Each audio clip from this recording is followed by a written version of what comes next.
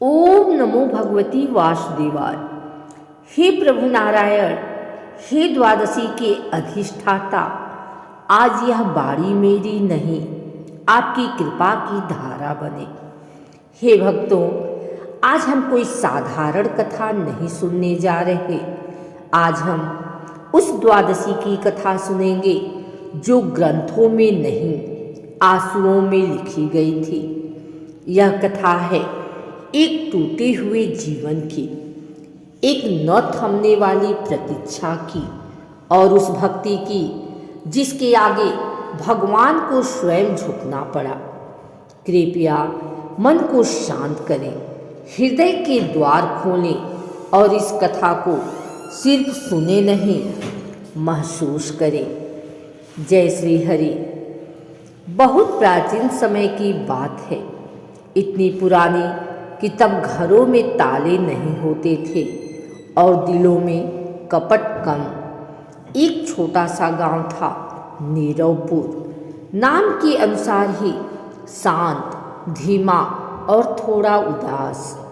नीरवपुर किसी राजा की राजधानी नहीं था, न वहाँ बड़े मंदिर थे, न सोने के कलश।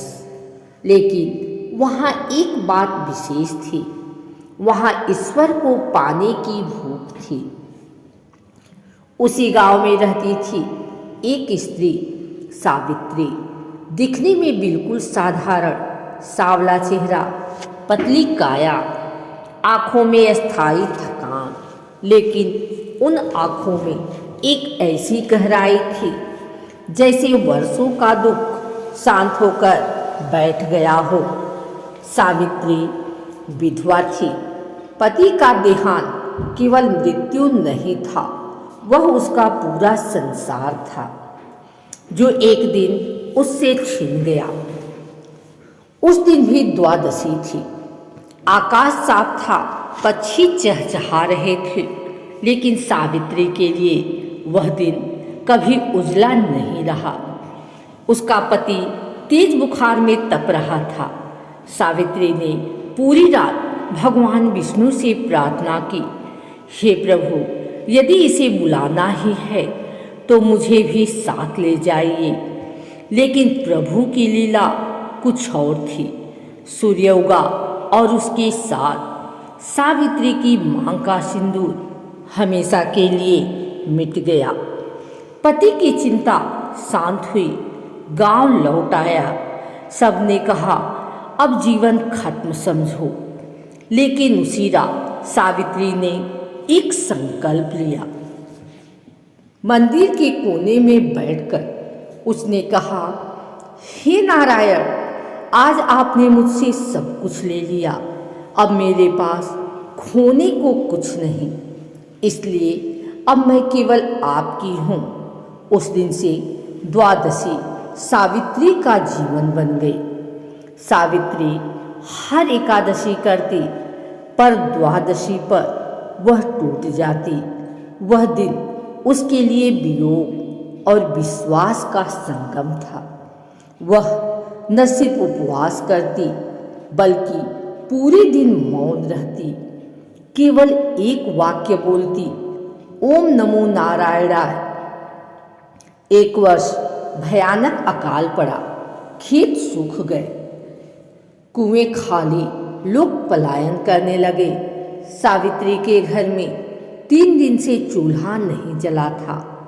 पड़ोसन ने पूछा, आज द्वादशी है, कुछ तो खा लो। सावित्री मुस्कुरा दी, आज नहीं खाऊंगी, शायद कोई और खा ले। द्वादशी की रात थी। मंदिर सुनसान, दीपक बुझा, घंटी खामोश। सावित्री आई। उसके पास न फूल थे न प्रसाद। उसने अपनी साड़ी की पल्लू से मूर्ति साफ की और बोली, हे प्रभु, आज मैं खाली हाथ आई हूँ, पर मेरा हृदय पूरा आपका है। उसकी आँखों से आंसू टपकने लगे। तभी दीपक स्वयं जल उठा, हवा थम गई।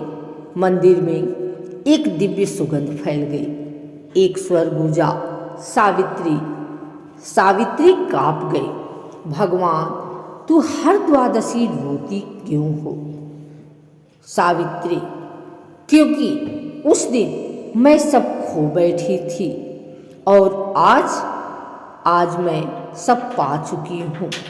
भगवान की आंखें भर आई। भगवान बोले, माँ, मैं तुझे वर दूंगा।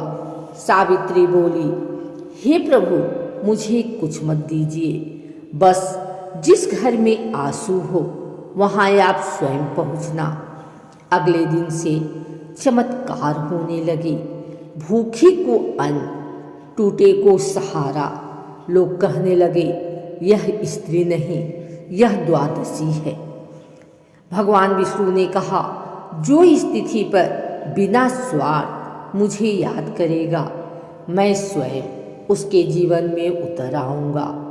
यदि यह कथा आपके हृदय को छू गई हो तो अगली द्वादशी केवल व्रत न करें, थोड़ा समर्पण भी करें, क्योंकि भगवान आज भी सावित्री खोज रहे हैं। जय श्री हरि।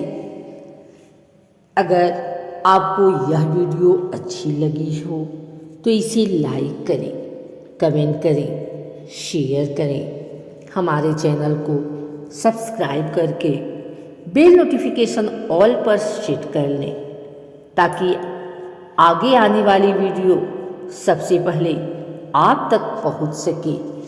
धन्यवाद।